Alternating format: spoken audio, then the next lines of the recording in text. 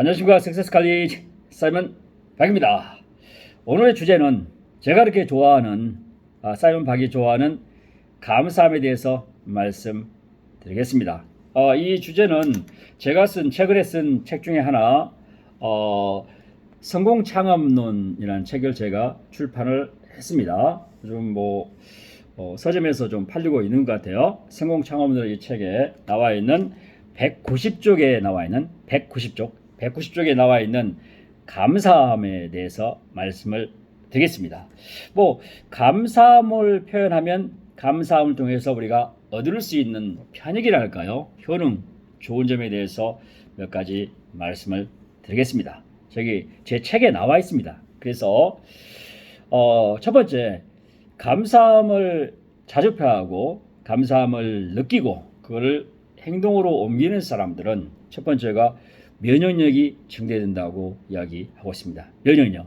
오늘과 같은 현재와 같은 COVID-19 19이죠. 코로나 바이러스가 전 세계에 퍼져서 좀 해결되고 있지만 이런 상황에서는 감사함의 중요성이 더 부각되는 것 같습니다. 이것은 생물학적으로 또는 의학적으로 과학적으로 제가 설명하기 전에 감사함을 자주 표현한 사람들은 기본적으로 남한테 탓을 하지 않기 때문에 행복해질 수 있죠.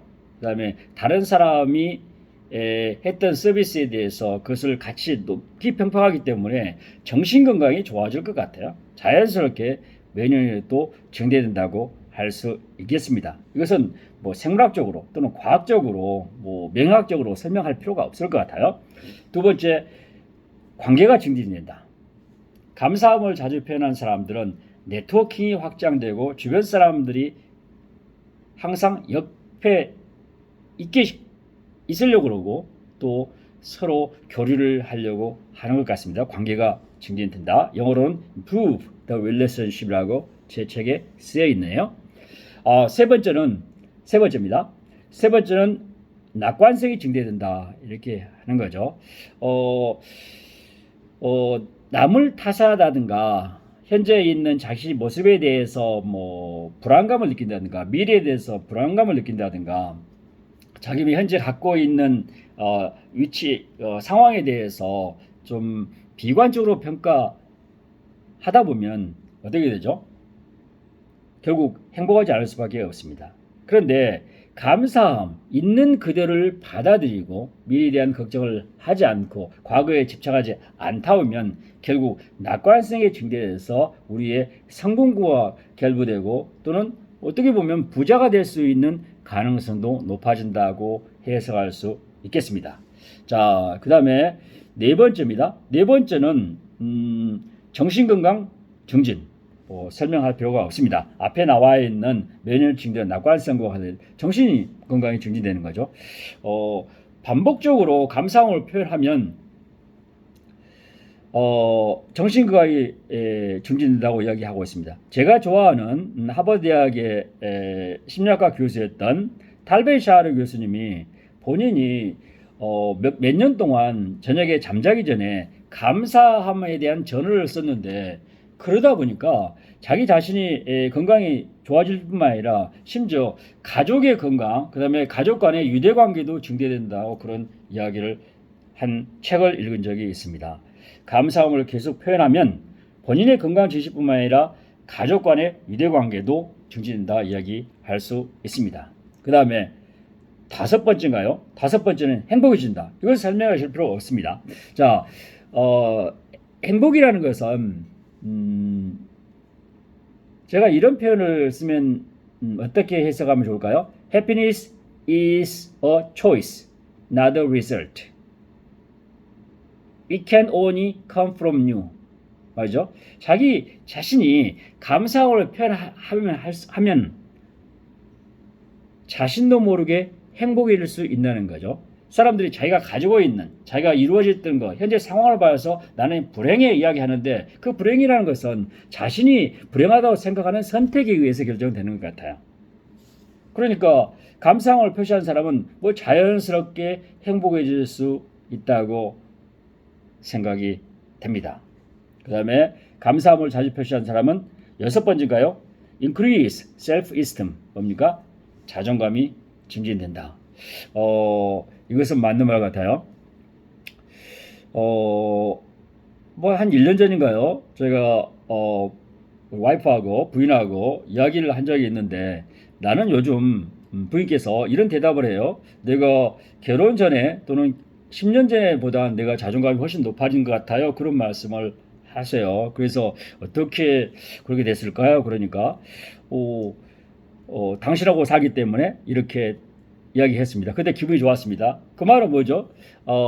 나하고 결혼하고 나서 자존감이 높아졌다. 그 말은 제가 지난 결혼하고 나서 거의 32년 동안 집에서뿐만 아니라 밖에서도 계속 감사함을 표시했고 감사함을 마음을 갖고 감사한 마음을 가지고 다른 사람을 대했던 것 같아요. 그것이 가족 구성에도 전파돼서 제가 사랑하는 제가 소중하게 생각하는 와이프가 배시혜 교수님입니다. 나는 자존감이 높아졌다고 이야기를 자신감 있게 하는 것 같아요. 여러분, 감사함을 자주 표현하면 감사한 마음을 가지면 자존감도 높아집니다. 자, 그 다음에 이타주의가 증대된다고 하네요. 이타주의라는 것은 자기 자신도 중요하지만 타인의 행복, 타인의 복지, 타인의 뭔가요? 안녕을 위해서 자기 자신의 에너지를 써주는 거잖아요. 이타주의라는 것은 사랑하는 마음, 당신을 보살피는 마음이 증대된다. 다시 말해서 봉사한 마음이 생긴다고 이야기하는 거죠. 이제 감사함의 상대적인 개념으로 당연함이란 거 이야기할 수 있습니다. entitlement. 이건 당연하기 때문에 감사하지 않아도 돼. 뭐 예를 들면 레스토랑에 갔는데 맛있는 음식을 서비스하는데 내가 돈 낸 만큼 먹는데 무슨 내가 감사해야 돼? 이렇게 생각하는 것하고 돈 내는 것하고 자기가 서비스 받는 것, 좋은 음식으로 보상받는 것하고는 별개의 문제입니다. 당연함이 아니라 감사함으로 표시하면 자기 자신도 소중하지만 타인도 소중하는 타인에 대한 사랑하는 마음을 보여줄 수 있는 그런 것과 관련이 있다고 생각합니다. 그 다음에 한 두세 개 더 해보겠습니다. 제 책 190쪽에 나와 있습니다. 성공 창업론. 자, 조바심과 성급함이 줄어든다. 이렇죠. 조바심, 성급함. 뭐 대한민국의 지금은 이야기하죠. 대한민국에 있는 특성 중에 하나가 빨리빨리란 말을 하죠. 뭐 빨리빨리 이런 문화가 있어서 한국이 6.25 전쟁 이후에 그런 폐허 상태에서 올라갔던 세계 10대 강국에 지금 진입하지 않나 생각은 듭니다. 빨리빨리 문화가 우리 경제 발전, 사회 발전, 문화 발전에 크게 기여한 것은 사실인 것 같아요. 그런데 이제 대한민국이 선진국에 진입했는데 오늘날 같은 디지털 사회, 급변하는 사회, 그 다음에 항상 즉각적인 반응을 받는 그런 SNS 사회 같은 사회에서 많은 사람들이 조바심을 내는 것은 사실인 것 같아요. 뭔가를 성급하게 하려고 하고 단계적인 목표라든가 단계적인 성과를 내려고 하는 것이 있는 것 같아요. 이때 이것을 제어해 줄 수 있고 또 보완해 줄 수 있는 것은 사이먼 박은 감사함이라고 생각합니다. 감사함을 가지면, 고마움을 가지면 조바심과 성급함이 줄어들라고 생각합니다. 여러분 감사합니다. 그 다음에 두 개 더 있습니다. 제 책에 나와 있습니다. 스트레스가 제감된다. 맞는 말 같아요. 그래서 감사하게 생각하고 탓을 하지 않고 본인이 책임지려고 하다 보면 스트레스가 없는 것이죠. 스트레스라는 것은 자기 자신에 대한 잘못이라든가 자기 자신의 뭔가로부터 나온 것이 아니라 다른 사람과 관련된 일, 상황, 이벤트 뭐 이런 것이 결부돼서 스트레스로 표출되지 않나요? 이런 경우는 대부분 경우에 남을 탓을 했을 때 스트레스를 받는데 그것은 남이 그것을 해야 되는데 안 했다고 탓을 하는 거거든요. 그것이 남이 해주면 감사함이죠. 안 한 것은 안 할 수도 있지 이렇게 받아들이는 건데 사이먼 박은 그래서 스트레스를 줄이는 것에 여러 가지 길이 있지만 여러 가지 방법이 있지만 감사한 마음을 가지면 스트레스가 줄어든다고 저는 확신을 갖고 있습니다. 마지막으로 가장 쉬운 겁니다. 감사함을 가지면 수면의 질이 향상된다. 그 말이죠. 잠을 잘 잘 수 있다. 그 말이죠. 또 편안한 잠을 줄 수 있다. 저는 좋은 꿈을 꿀 수 있다. 이야기하지 않습니까? 저는 종교인은 아닙니다. 그러니까 신실한 종교인은 아닙니다. 근데 잠자기 전에 가끔 누워서 감사의 기도는 하지 않지만 감사의 표현은 합니다. 여러분 사랑합니다. 감사합니다.